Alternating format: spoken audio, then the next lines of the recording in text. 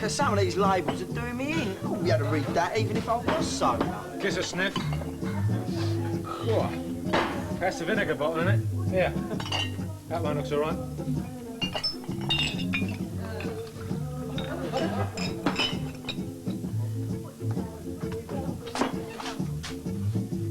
What, is this all there is left? It's hardly worth taking my coat off for, is it? I put better on a bag of chips. He reckoned it smelled like vinegar. Yeah, well, it smells of something. I don't know about vinegar. It's not that bad.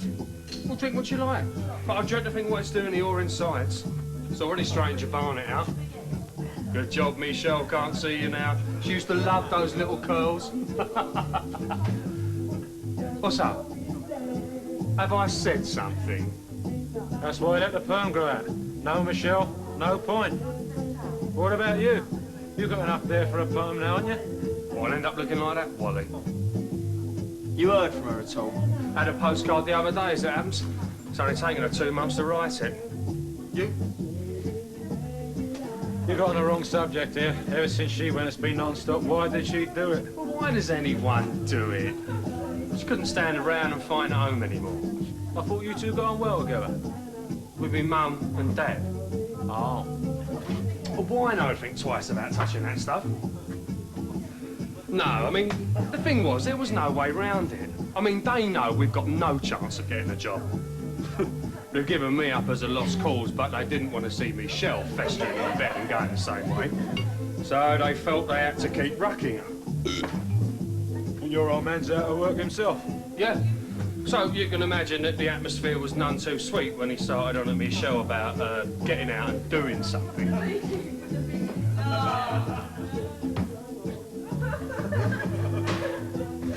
Crafty git. You always get one, didn't you? He always a decent booze and leaves everyone else to drink the slops. What is it? Export lager. I don't know where they export it to, but I bet they're glad they got shot of it. No good. Well, it's all right. It won't make you walk in your sleep, but it's better than that. Cheers, Ralph. Holiday camp. Hey? Michelle, going to work in an holiday camp. Oh, right. I mean, we all know why people go to holiday camps. Chances are, Tom, old son, that what they are looking for is something that they wouldn't find in a convent. Sorry, mate, I didn't mean No, you're right. I reckon the chances of my sister remaining true to him over the next few months are a bit remote. True to me. She never even told me she was thinking of going. Well, you know what they say, don't you? Out of sight, out of mind. Oh, sorry, pal. This is the last can.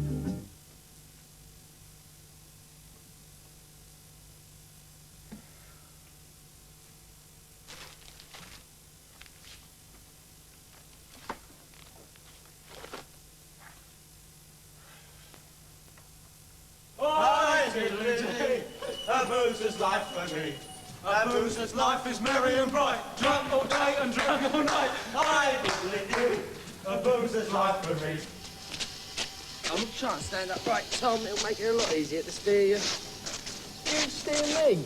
I thought I was holding you up. What a pox of a party, eh? How much was the whip again? £5. A fiver each. I'm glad we didn't pay it. I'm glad they didn't find out. Curb. Oh!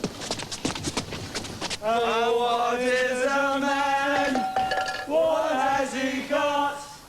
If not himself, then he has not. The riddle shows, signs of cross, and did it my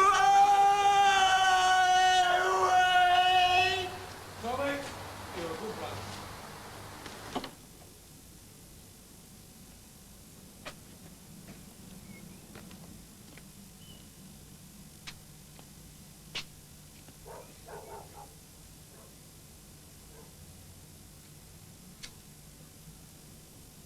It's all right, I'm just a little bit relaxed, that's all. Relax as a nuke. I don't know about that, but I could do with another drink. £5 whip and all the booze runs out. There was some brown ale there. Oh, don't. What is wrong with brown ale? Nothing. Except that no one ever drinks it, ain't you noticed? We're going to be sitting around all night with our tongues hanging out, And I can guarantee you that by the end of the night, that crate of brown ale will still be sitting there in the corner untouched. He's right, you know. Do you know, it's one of my life's ambitions to meet someone who drinks brown ale. He's never turned up to any of the parties I've ever been to. Anyway, while we were sifting through the empties in the kitchen, how are you getting on in the living room? Now, what do you mean? He means, did you score? Oh, yeah, that's why I'm walking home with you two. You know, I think birds are even more scarce than brown ale drinkers. Don't bother with the rolls. Nice morning, innit? Might take a stroll. Who's he? Dunno, but rather him than me. Must be freezing in there. Well, he's got a sleeping bag, hasn't he? Have you ever tried kipping out? Cold or not, he's out for the count. Hey! Oh, what'd you do that for? I was just seeing if he was all right, that's all. What time is it? 5:30. You're early. I booked the alarm call for 8 o'clock. Here, what are you doing in here? Ran out of petrol. I sent my man off with a can and he never come back. You just can't get a staff nowadays, can you? Ask a silly question. Come on, let's go home. I think we could all do with some kip. Al, come on, don't let it get here. You can't take them all home, you know. I always think of Dossers as being old. You know, 40. Not our age. You're out of touch, son.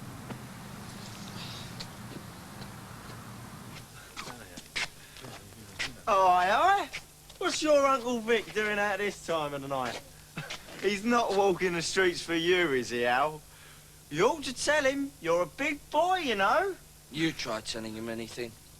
I thought you got on all right with your Uncle Vic. I did, when he was only my uncle. What is he now, then? You tell me. But from the way he's acting, he seems convinced he's my dad. Yeah, well, that's understandable, isn't it? My dad's dead, Tucker. We know that, Al. So does your Uncle Vic. Don't forget they were close brothers. Oh, don't tell me. He was never out of our house when his marriage split up. Well, it looks as if he's here to stay now, doesn't it? Don't you ever get your brain into gear before you start running your mouth off. He's not far wrong, though, is he? I mean, Vic couldn't move him fast enough after my old man died. Yeah, but I don't see what's so terrible. I mean, you need someone at a time like that, don't you? Oh, look, don't tell me what I need, Tucker, because you don't know. Anyway, you ought to have checked with me first. Maybe I don't want to be a substitute kid for him. Is that what you reckon he wants? Just Gary and Barbara, wasn't it? His kids. That's right. So where'd they go? New Zealand. What a waste. She was a right sort, your cousin Barbara, you know. Tom, why don't you go home to bed? Suit yourself. I don't think it's hit me yet. Not really hit me. It's only been a few months, isn't it? It's funny the way you miss people. It's not like you're watching telly and you look at his armchair and think, if he was alive, he'd be sitting there. Don't affect you like that. Just carry on and think you're managing. Then all of a sudden you just feel so depressed. Just hits you for no reason. Takes your breath away and you don't know why. Well, you do. But you think, why should I be feeling like this? I wasn't even thinking of my dad just then. I just feel so empty, Tucker.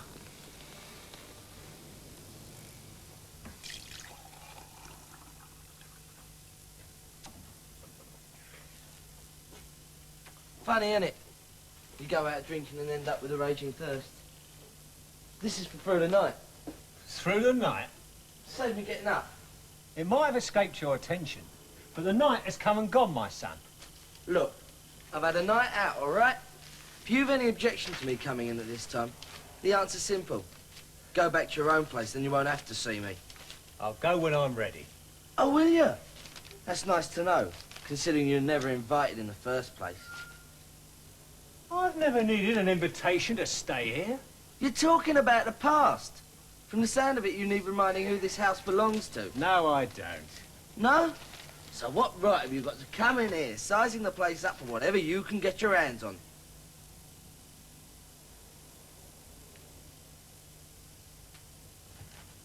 Sit down, son. I think it's time to start educating you. Oh, you're right to have your doubts. There's nothing like a death for bringing out the worst in the living. You ever seen vultures round a carcass, have you? Well, they out themselves until they've had enough. Human beings now, they're different. They peck each other to pieces first. They can't bear the thought of anybody else having a share. They want it all themselves, very greedy. And our family, Alan, are no different. Yeah, I know. I saw the way some were looking round here after the funeral. But they can look all they like. The house is mine. I'm of age now, so it automatically comes to me. True. But your dad didn't leave a will. And you've only just turned 18. What difference does that make? It means that certain members of our charming little tribe are thinking of contesting your inheritance on the grounds that you're not yet a responsible adult. Oh. But it doesn't matter who. But the wings are flapping. And the only reason they're keeping their distance is because I'm here. I'll get lost. You really want that? Yeah! Well, there's a chance to get yourself organised, isn't it? Maybe finding a job would be your best move to start with. I don't need one. I've got the business. Oh, yeah. The business. You ever seen these? Well, you ought to. They tell you what shape the business is in. And it's not a pretty sight. Yeah, well, that's because nothing been done since my dad died. He'll soon pick up again. The debts have really mounted up, Alan. Oh, don't look at me like that. Why do you think your dad had a coronary out the blue? But he never said nothing. No. And what use would a great dollop like you have been, eh? Look, I'm seeing the bank manager with this lot later on today. I should be amazed if he don't tell me to shut up shop. It's that bad. Oh, don't worry. It's a limited company. They can't touch the house or the contents to pay off the creditors. But if you're relying on the business to save you from getting off your backside and looking for work, then forget it. Right, if I made things clear enough for you, you understand what's going on now? Good. Now, since you resent my being here, the remedy's in your hands. Because I'm not going till you can organise your own life. Look, you've got no right to lay down the law to me. I'm your only family now. You've got no one else. No one who cares. And in my eyes, that gives me every right. Family ties. Don't knock 'em at a time like this. Oh, no. I was just thinking. Gary and Barbara. What about them? Must have really hit you when they emigrated with Aunt Reen. Yeah. Kids usually stay with their mother if a marriage breaks up. Yeah, but it's a long way in New Zealand. 12,000 miles. About as far away from you as they could get, really. You cheeky little... Hello, Stu. Hello, Tom. Had an accident? No, I'm rehearsing for Treasure Island. You got something to collect? Yeah, I had a Yankee on Saturday. And it came up? Well, I got a double out of it. They was both odds on. Oh, you'll just about get your stake money back. Yeah. Here, you take the weight off your crutches. I'll collect your money when I put my bet on. Oh, cheers, Tom. Why should it be me? Because you've got the window tables today. Look, if he wants to take all day over a cup of tea, let him. He's doing me no harm. He can sit there as long as he likes, as far as I'm concerned. But it's not your decision, is it? No, funny that, because I've just decided I'm going to leave him alone. Why don't you grow up? Thought I'd pop down the job centre later on. Pick up some information on the youth training scheme. Yeah, I know, but I've got to show Willie anything to get Uncle Vic off my back. Yeah, but what price? I look Tucker, it ain't like the ops. Ain't it? You want to talk to Timmy Crowley? He had a job on a youth training scheme. And? Well, let's just say that he'd tell you a few things that you won't find in the government handouts and propaganda. Would you like anything else? Another cup of tea, please. I'm sorry. We're just about to serve lunches, you see. And there's a minimum charge of 75p for the next couple of hours. Well, I'll leave it then. Thank you.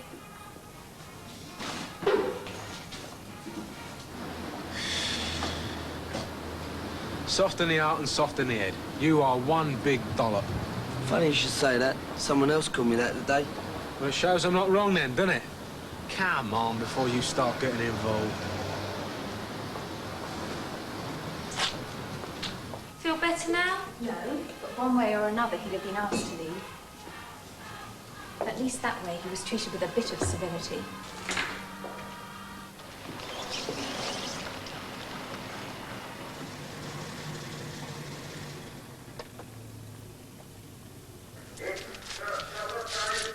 God, look at this.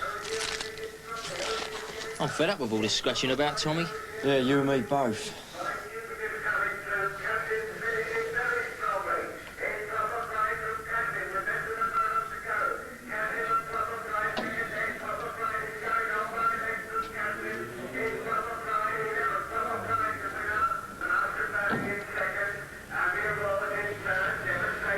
Not a mention.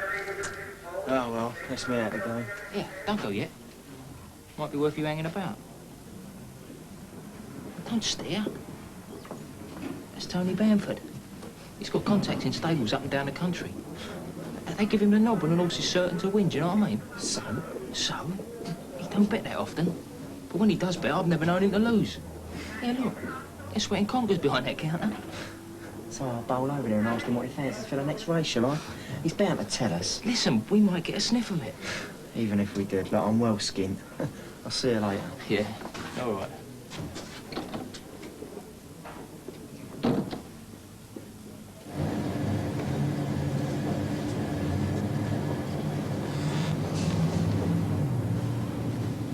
Are you sure you put enough powder in there?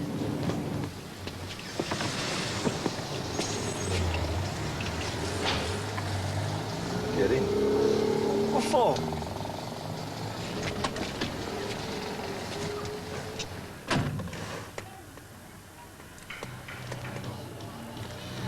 You'll do. For what?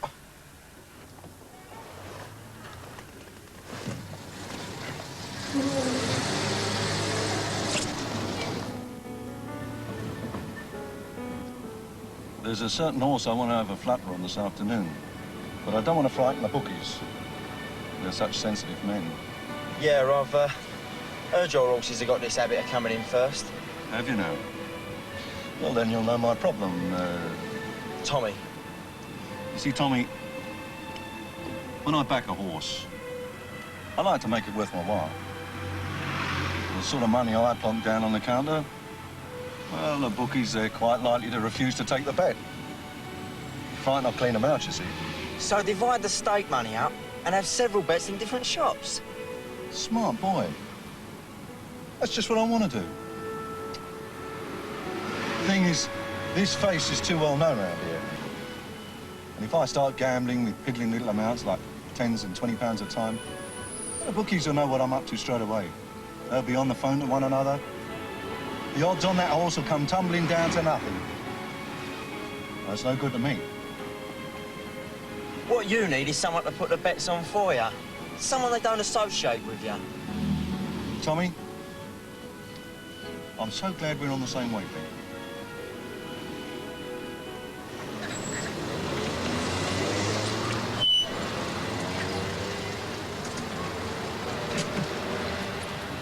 Here's our first port of call. Now, it's all made out. Just act normal, but don't hang about. We've got a few more calls to make before that race starts.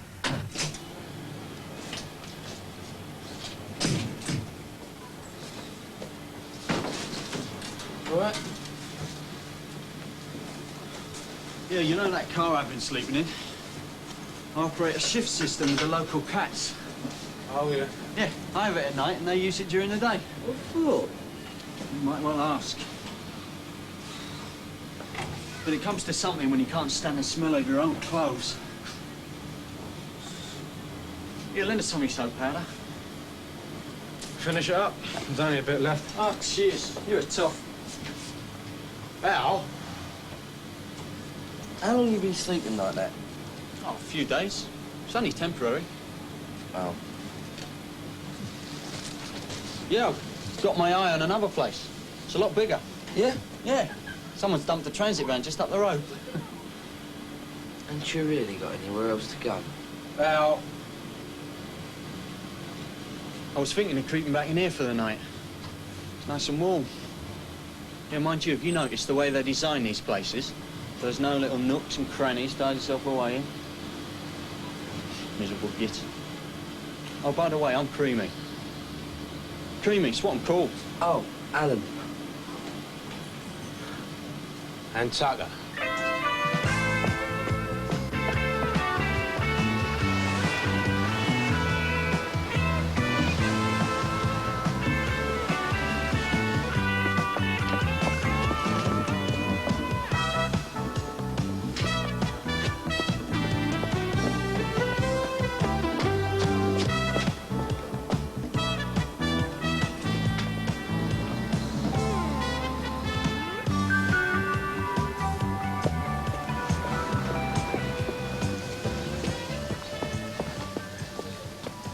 We'll have to shift a bit if we want to get another bet on before the race starts. That was the last one. You can relax. Where are you going? Back in there, listen to the race, see if it wins. Tommy, don't be silly. There's no ifs about it. So just relax. In about half an hour, we'll be making the rounds again. Only this time, we won't be depositing. We'll be collecting.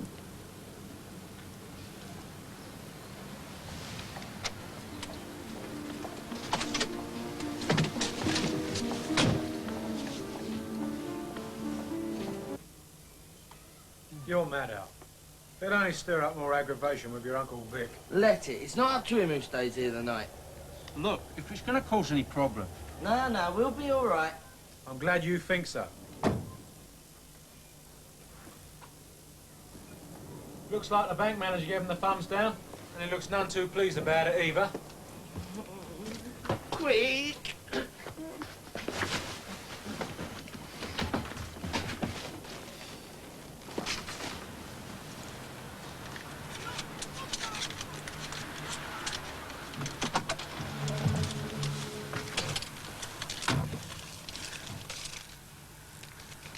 I've been totting it up as we've been going round. You must have won... Enough to make it worth my while. Yeah, well, anytime you want to use me again. Huh, no. Your face is too well known round here now, Tommy. But it's the first time I've been in most of them shops. Once is enough. Where money's concerned, bookmakers have got minds like bear traps. You won't get a second chance with them. They'll remember you all right, son. Yeah. Go on, take it. I'd rather have a job, thanks. I mean, bloke with your sort of money and this car. You must be some sort of businessman. And my business is my business. Now take it. Nah. You can call it a favour. You want me to owe you a favour? You must be hard up for a job to push your luck like this. Now, I don't carry passengers. You won't have to carry me. Let me finish. But I admire a bit of cheek. So long as you direct it at the right people. Understand? I might well be able to use you. I'll be in touch.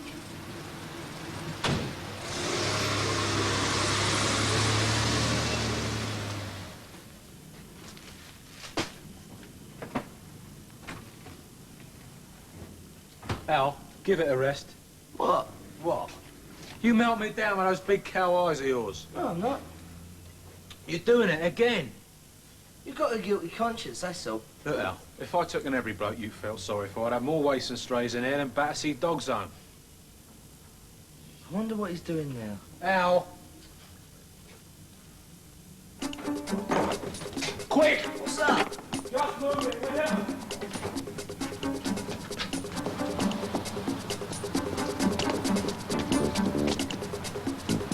Boy!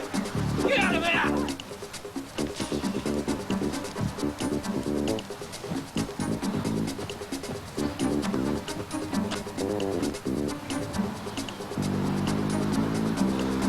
All that and he ain't even here. Oh, Creamy, who else? I could have told you that. What's all the panic? I think we're supposed to be saving you. But I'm not sure what from. I'll show you, shall I? You see this? Yeah. Now, if a spark from that got into this, well, I'm not saying they deliberately send you up in flames, but if they came back when it was dark and didn't realise you were in there, well... Sounds like he definitely needs alternative accommodation. All right, all right. I can offer you a mattress on my floor. Take it or leave it. The 5-star treatment? When do I book in? Only for a few nights, mind. Tucker, you are a definite toff. That was not the word I was thinking of.